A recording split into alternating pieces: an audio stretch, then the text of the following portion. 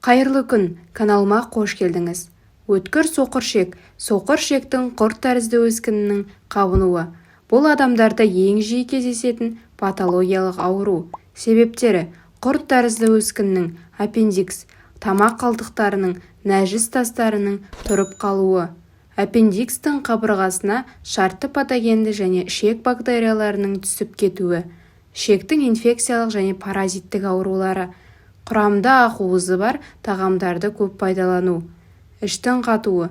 Аппендикстің анатомиялық ерекшелігі: артерия тромбозы, атеросклероз және жүрек соғысының бұзылуынан туатын аурулар. Тұқым қуалаушылық, зиянды әдеттер, стрессті жағдайлар. Белгілері: соқыршек ауруы түнде немесе таңға жуық асқынады. Ең бірінші белгісі ауырсыну. Ол асқазан тұсында немесе бүкіл іште немесе кіндік айналасында болады. Керіп мазасыздандырып ауырады. 3-4 сағаттан кейін ауырсыну оң жақ мықын тұсқа келіп тоқтайды. Ауырсыну өршейді, үздіксіз ауырады. Жүргенде бүйірімен жатқанда ауырады. Ауырсыну басталған соң жүрек айнуы мен құсу пайда болады. Көп құсық шықпайды, әдетте жеңілдік әкелмейтін бір реттік құсулар мазалайды. Ішек жұмысы бұзылады, іш қату немесе сұйық нәжіс байқалады. Дене қызуы көтеріліп, қалтырау басталады. Алғашқы көмек: ауырсыну басталғанда спазмолитик дәрілерді қабылдауға болады.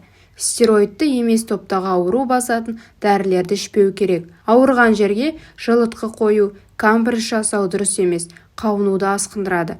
Үй жағдайында емделу халық емімен емделмеу керек. Жоғарыда айтылған симптомдар мазалаған бойда жедел жәрдем шақыру керек. Емдеу: алдымен науқасты тиісті медициналық тексеруден өткізеді. Хирургтың кеңесі өте маңызды. Соқыршекке күдік пайда болса, науқасты хирургиялық бөлімге жатқызады.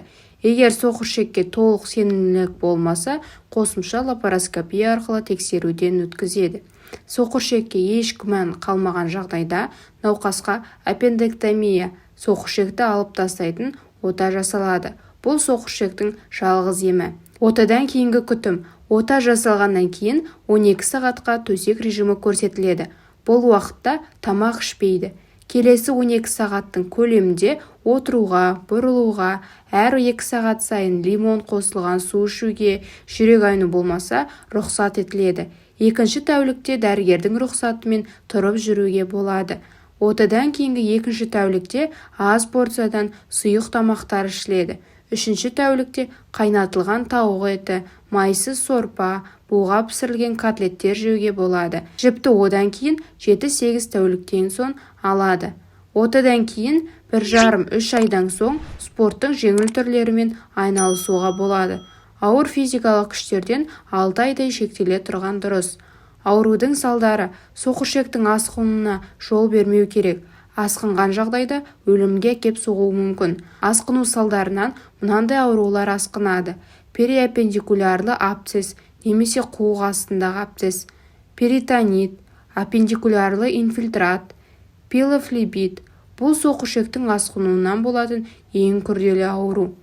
Профилактикасы: соқыршектің жалғыз профилактикасы симптомдарды, яғни ауырсынуды байқаған бойда жедел 6-12 сағаттың ішінде хирургке асығу. Жоғарыда айтылған іріңді аурулардың алдын алуды азайтады, өлім қаупі азаяды.